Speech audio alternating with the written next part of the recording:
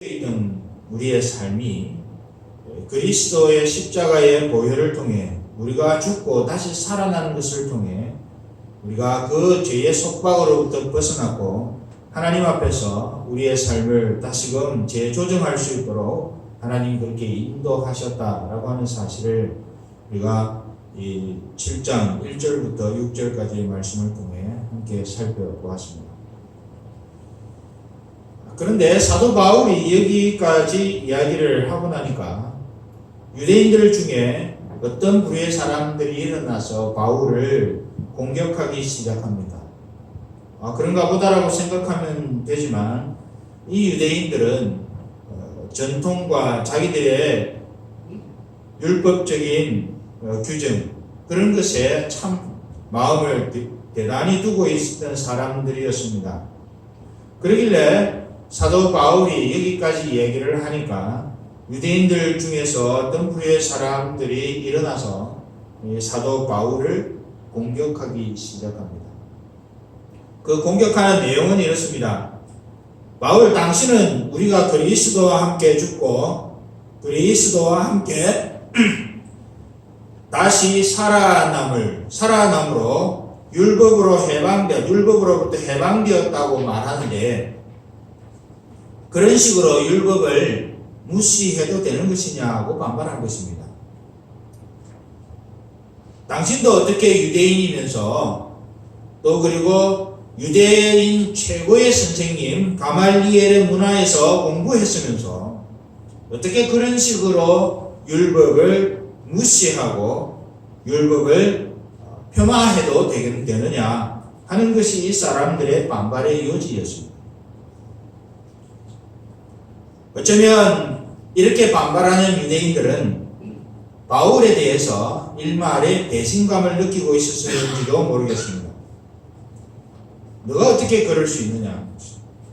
너가 바리새인이고 유대의 지도자로서 어떻게 그런 말을 함부로 내뱉을 수 있는가 하는 것이 그 사람들의 생각의 요지이니 오죽했으면 사도 바울을 이렇게 바울에게 항의하고 바울을 공격하기 시작했겠습니다. 그래서 그들은 그렇게 항의를 했습니다. 근데 이 사도 바울은 그러한 항의에 대해서 율법을 폄하하고 있고 율법을 무시하고 있다는 그들의 항의에 대해서 오늘 이 본문 속에서 아주 확고하게 반발하며 설명하고 있습니다. 7절 말씀을 한번 보시면 이렇게 되어 있습니다. 그런즉 우리가 무슨 말하리요? 율법이 죄냐? 그럴 수 없느니라. 내가 지금 율법을 폄하하고 있는 것이 아니다 하는 것이죠. 내가 율법을 폄하하고 있는 것이 아니기 때문에 너희들이 그렇게 잔소리하지 말아라 하는 겁니다. 그리고 8절을 한번 보십시오. 8절을 보시면 이렇게 되어 있습니다. 그러나 죄가 기회를 따서 계명으로 말미암아 내 속에서 각양 탐심을 이루었나니 이는 법이 없으면 율법이 없으면 죄가 죽은 것입니다. 무슨 말인가 하면 율법이 없으면 죄를 깨달을 수 없게 되어진다. 이 율법의 기능을 지금 긍정적으로 설명하면서 내가 지금 너희들이 그렇게 생각하는 것처럼 내가 지금 율법을 폄하하고 있는 것이 아니다 하는 점을 지금 말하고 있는 것이에요. 그리고 12절을 보시면 이렇게 되어 있습니다. 이로보건대 결정적으로 이야기를 합니다. 이로보건대 율법도 거룩하며 계명도 거룩하며 그리고 의로우며 선하도다. 지금 7절과 8절과 12절을 보면 유대인들이 이 사도 바울 보고 너가 그렇게 율법을 몹쓸 것으로 취급을 해서 되느냐라고 항의를 하니까 자신은 그렇지 않다. 율법의 선한 기능들을 내가 지금 말을 하고 있는데 너희들이 말하는 것은 오해에 불과하고 너희들이 말하는 것처럼 내가 그렇게 말한 적이 없다 하는 점을 이 세 구절을 통해서 바울이 밝혀두고 있는 것입니다. 그런데 그러면 사도 바울이 주장하고 선언하는 것처럼 그렇게 거룩하고 의롭고 선한 하나님의 율법이 왜 우리에게 사망을 가져다 주는 것처럼 그렇게 이해가 되고 있는가 하는 것이죠.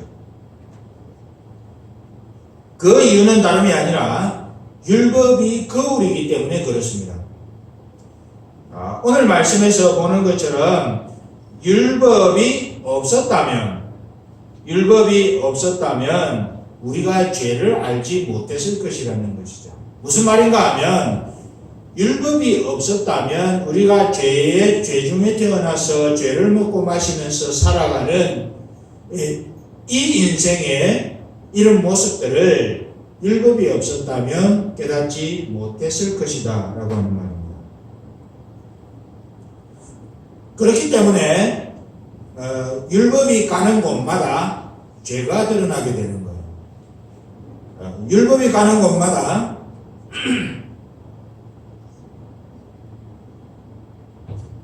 죄가 드러나니까 사람들은 어떻게 생각합니까? 율법은 나쁜 것이구나. 율법은 이거는 제대로 된 것이 아니다. 어떻게 율법이 하나님의 영광을 드러내야지 어떻게 사람으로 하여금 죄에 매여 있는 그 상태를 드러나게 하는가? 그런 생각 때문에 많은 사람들이 이 율법을 부정적으로 생각하기 시작했습니다. 어떻게 율법은 우리를 그렇게 우리 인생의 가치를 그런 식으로 생각하도록 유도하는가 하는 것이죠. 그런데 그건 조금 전에 말씀드린 것처럼 율법 자체가 그래서 그런 것이 아니라 율법의 기능상 그 율법으로 말미암아 죄가 드러나게 되기 때문에 그것을 생각하지 아니하고 율법 그러면 죄하고 자꾸 연결시키는 거죠. 율법을 죄와 똑같은 레벨에서 생각하는 거죠. 율법은 죄를 드러나게 하는 기능을 함에 불과한데 그것을 죄와 긴밀하게 연결시켜서 율법이 있기 때문에 율법 때문에 그 죄가 우리 속에 들어왔다라고 생각합니다. 이에 대해서 13절에서 사도 바울은 이렇게 언급합니다. 그런즉 선한 것이 내게 사망이 되었느냐 그럴 수 없느니라. 오직 죄가 죄로 드러나기 위하여 선한 그것으로 말미암아 나를 죽게 만들었으니 이는 계명으로 말미암아 죄로 심히 죄되게 하려 함이니라. 우리는 율법이 사망을 가져오는 것처럼 율법이 사람 속에 죄를 심고 그 심은 죄로 말미암아 사망이 우리에게 오는 것처럼 오해하지만 이 13절에 있고 또 그 전에 있는 바울의 선언을 따르면 원래부터 죄의 삭은 사망이었어요. 원래부터 인생 속에 죄가 있었고 그 죄의 삭은 사망이었는데 인생이 그것을 전혀 모르고 있다가 이게 죄인지 죄의 삭이 사망인데 그게 뭔지 전혀 모르고 있다가 율법이 오니까 내 속에 죄가 있네. 그리고 그 죄로 말미암아 내가 가야 할 마지막 종착점은 사망이네. 그걸 알게 된 겁니다. 그래서 그 사실을 지금 사도 바울이 13절과 그 이전에서 계속 말하고 있는 겁니다. 율법이 죄를 가져오는 것이 아니다. 너희 속에 원래 죄가 있었다. 그리고 그 죄 때문에 사망의 그늘에 매여 있게 되었다. 그런데 율법이 없을 때는 그게 나쁜 것인 줄, 죄인 줄, 죄의 결과가 사망인 줄 전혀 모르고 있다가 율법이 들어오니까 율법 때문에 그것을 깨닫게 되었을 뿐인데 사람들이 나로 하여금 왜 율법을 폄하하고 율법을 무시하느냐고 그렇게 말하는 것은 잘못된 것이다. 그래서 죄에 매여 있었던 우리, 죄와 남편과 아내가 연결되어 있는 것처럼 둘 중에 하나가 죽지 않는 상황에서 다른 남자, 다른 여자에게 가면 음부가 되고 그것이 불륜이 되는 것처럼 우리는 죄와 긴밀한 연결고리를 가지고 살아가고 있었는데 이 율법이 죄를 깨닫게 했으니까 그 죄를 깨달은 순간 뭐가 우리 마음에 떠오릅니까? 아, 이 죄의 문제는 내 스스로 해결이 안 되는구나. 그래서 그리스도를 통해서만 그 악순환에서 벗어날 수 있구나. 그런 차원에서 갈라디아서를 보면 사도 바울이 율법에 대해서 뭐라고 얘기를 합니까? 우리를 그리스도에게로 인도하는 몽학 선생이라고 그렇게 표현을 해요. 다시 말하면 율법은 죄를 만들어내는 기능을 하는 것이 아니라 우리 속에 있는 죄를 드러내는 기능을 하는 거예요. 우리 속에 있는 죄가 드러나면 어떻게 된다고요?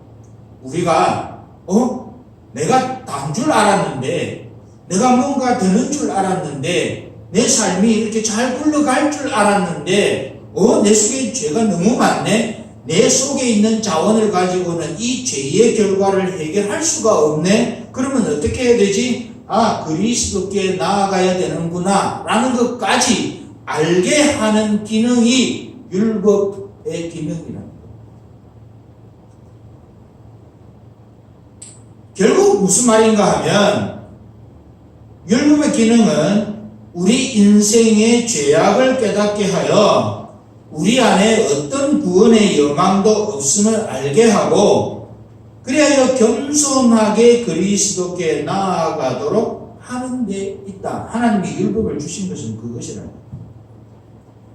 오늘 본문에서는 율법이라는 말로 표현이 되어 있지만 보편적으로는 하나님의 말씀, 성경의 기능과도 통하는 것입니다. 현대의 많은 그리스도인들은 말씀을 이렇게 참 오해를 합니다. 말씀에서 다양한 측면들의 이 성경에서 하나님의 말씀에서 다양한 측면들의 은혜를 누리기를 기대합니다. 어떤 때는 말씀을 통한 위로를 기대합니다. 어떤 때는 우리가 뭘 기대하죠? 말씀을 읽을 때에 감사할 제목들을 말씀에서 찾습니다. 어떤 말씀을 읽다가 이 부분이 내게 은혜가 되었다라고 하는 고백은 무엇을 의미합니까? 내 생각과 참 맞네. 내가 그렇게 생각해왔던 것과 다르지 않네. 그럴 때 우리는 은혜를 받았다라고 얘기해요.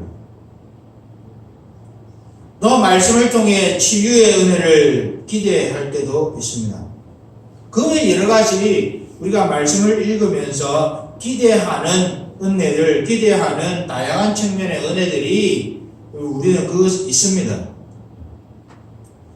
말씀을 풀어 설명하는 설교를 대하는 태도도 이와 다르지 않습니다. 이러한 태도를 가지고 말씀에 접근하니까 어떤 현상이 벌어집니까? 자기가 기대했던 감사의 은혜, 또 치유의 은혜, 위로의 은혜, 또 그 외에 여러 가지 등등의 내가 기대했던 그 은혜, 말씀을 읽으면서 오늘 말씀 속에서 참 이런 위로가 있었으면 좋겠어 라고 기대하며 말씀을 읽었는데 말씀 속에서 그 기대했던 것들을 찾을 수 없을 때에는 마음이 불편해집니다. 물론 말씀의 역할 중에 그런 것이 없다는 것은 아닙니다. 그런 측면들이 있습니다. 그러나 우리는 좀 더 근본적으로 생각을 해보아야 하는데 그것은 바로 말씀을 통해 오늘 율법으로 대표되는 율법, 구약성경, 오늘 좀 더 확장해서 이야기를 하면 우리 전체 성경 말씀을 통해서 우리가 한번 깨달아야 할 것은 무엇인가 하면 바로 우리의 연약함과 죄의 모습을 깨닫는 것입니다. 그 옛날 신약 성경이 없을 때에는 율법, 모세로 말미암은 율법이 그 기능을 했습니다. 우리가 예배 중에 십계명의 말씀을 교독했습니다. 십계명의 말씀이 표준으로 이렇게 딱 나와 있지 않았다면 이렇게 하는 것이 죄인가라고 우리는 헷갈렸을 거예요. 그러나 성경은 분명히 십계명을 통해서 이러지 말라 저러지 말라라고 분명히 이야기를 하고 있습니다.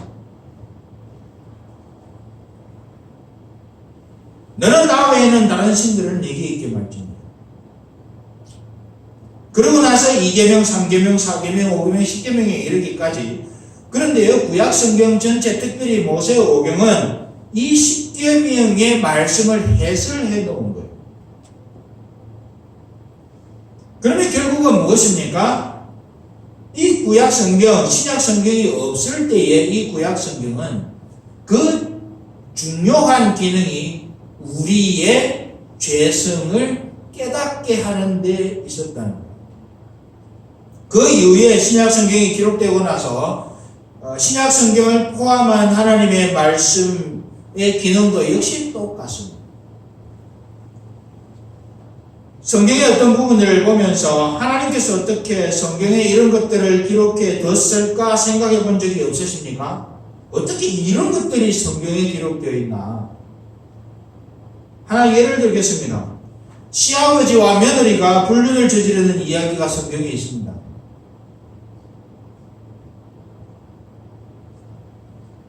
심지어 또 어떤 이야기들이 있습니까?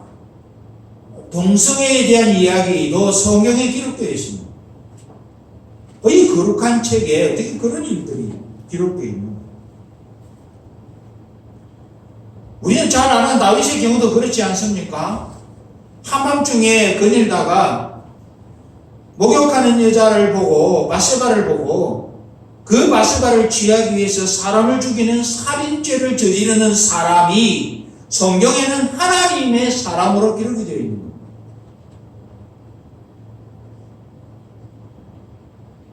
그 외에도 여러 가지 이야기들이 정말 어떻게 이런 거룩한 하나님의 책에 이런 것들이 기록되어져 있는가. 그런 생각이 들 정도로 추악한 이야기들이 성경에는 수없이 기록이 되어 있습니다. 왜 그러면 그런 이야기들을 하나님께서 하나님의 종들을 통해 다른 거룩한 이야기도 많은데 그것을 거기에 기록하게 하셨을까요? 결국 우리가 생각할 수 있는 것은 너 인생들이 요것밖에 안 된다라고 하는 사실을 심지어 하나님의 백성들이라고 하는 존재를 통해서 너희들이 하나님의 선택함을 받은 백성이라고 하는데 봐라 너희들 속에 이런 죄성이 있다 하는 것을 그림처럼 보여주시기 위해서 그 이야기를 하나님이 성경에 기록해 두신 것이 아닌가라고 생각하는 것은 틀린 이야기가 아닌 것이죠. 이것을 보면 성경은 결국 하나님의 하나님 되심과 인간의 죄성을 드러내고 그로 말미암아 인생의 한정된 자원을 가지고는 전적으로 불가능한 오직 하나님의 능력과 자원으로만 가능한 하나님의 형상으로 창조된 인생의 본래 모습대로 돌아오는 길이 어떤 것이고 하나님이 그걸 위해서 무엇을 하셨는지를 보여주는 것이 성경입니다. 그게 율법이고 또 오늘날로 하면 성경인 것입니다. 그렇기 때문에 우리가 성경을 대할 때는 이 점을 꼭 기억할 필요가 있습니다. 성경은 내 마음을 위로하기 위해서 예 맞아요. 그런 기능이 있어요. 성경은 내 마음의 감사를 명시하기 위해서요. 예 그런 기능이 있어요. 성경은 내 마음에 치유의 은혜를 베푸시기 위해서요. 내가 너를 치유하리라 함께 하리라 말씀이 있잖아요. 그런 기능이 있어요. 그러나 그것은 세컨더리예요. 가장 근본적으로 하나님의 종들을 통해 말씀을 기록하신 이유, 율법을 기록하신 이유는 단 한 가지 하나님이 어떤 분이신가 하는 것과 더불어서 인생이 얼마나 추악한 존재인가 하는 것을 깨닫게 하고 그렇게 추악하기 때문에 너희들 스스로는 다시금 하나님의 형상으로 창조된 존재로 회복될 수 없으니 내가 그리스도를 통해 길을 열어두었다 하는 것을 밝히시기 위해서 창세기부터 계시록까지 이 말씀을 기록하신 겁니다. 이게 성경의 기능이에요.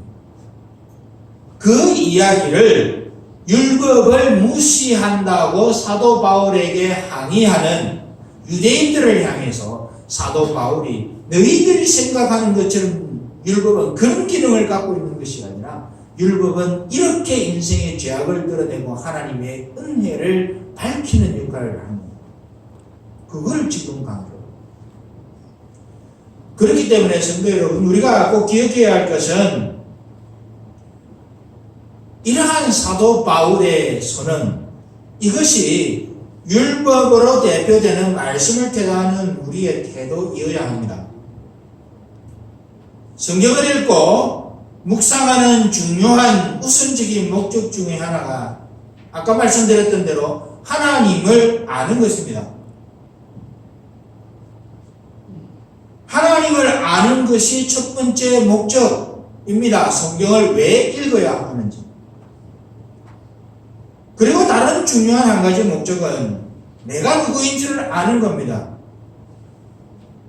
성경을 읽으면서 하나님이 누구인지를 알 뿐만 아니라 내가 얼마나 추악한 존재인지를 아는 것입니다. 이 목적 외에 다른 목적을 의도하고 성경을 읽는 것은 인본주의입니다. 내 시작은 미약하였으나 내 나중은 신이 창대하리라. 얼마나 오용되어지고 있는 성경 구절 중에 하나예요. 그것은 축복의 말씀으로 욥에게 한 이야기가 아니고 욥을 비난하기 위해서 욥의 친구들이 한 이야기입니다.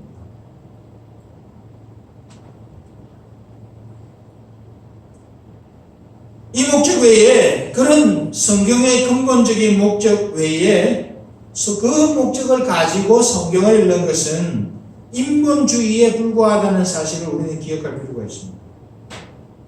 내가 원하는 것, 내가 받고 싶은 축복을 획득하기 위해 내가 받은 위로를, 내가 받고 싶은 위로를 얻기 위해서 그 목적을, 그것이 중요한 목적이 되어서 성경을 읽고 묵상한다면, 물론 그런 측면이 없는 것은 아닐지라도 그것이 메인 중요한 목적이 되면 그것은 인본주의적인 태도에 불과하다는 것을 오늘 사도 바울은 그것을 지금 얘기하고 있는 겁니다. 그렇기 때문에 우리가 성경을 제대로 읽고 묵상하면 어떤 결과가 나와야 합니까? 하나님에 대한 찬양이 자연스럽게 터져 나와야 됩니다. 그게 제일의 결과물입니다. 성경을 정말 진실로 묵상하면 몰랐던 하나님의 존재를 깨닫게 되어지고 그 하나님의 존재를 깨닫는 순간 그분을 찬양하지 않을 수 없는 자리로 가게 됩니다. 하나님을 알게 되면, 하나님을 알고 그분을 찬양하게 되어지면 그 다음에 또 어떤 현상들이 자연스럽게 옵니까? 회개가 터져 나옵니다. 성경을 읽으면서 아, 내가 그랬구나. 내가 그런 존재였구나. 그렇기 때문에 내가 이 음해하신 하나님께 나의 이 추악한 존재의 모습을 내어놓고 하나님의 사하심을 구하는 자리로 갈 수밖에 없구나. 내 속에 아무것도 없으니 그렇게 해야겠구나. 이게 자연적으로 나오는 성경 묵상의 결과라는 거예요.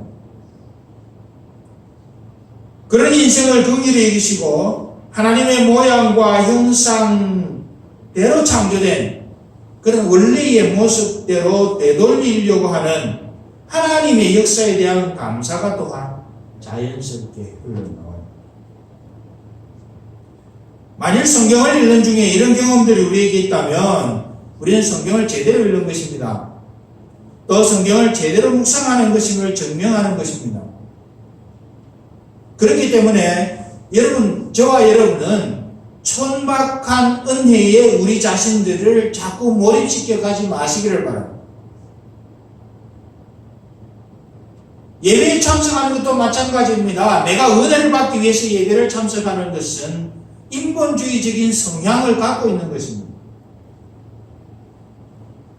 말씀을 묵상하니 하나님이 깨달아지고 그 하나님을 깨달으니 내가 회개를 해야 되는데 그것을 공동체적으로 모여서 하는 그 자리, 하나님을 찬양할 뿐만 아니라 우리 자신들의 모습을 하나님께 내어놓고 회개하는 자리, 그 시간이 바로 예배 시간이라고 하는 사실을 기억해야 할 필요가 있는 것입니다.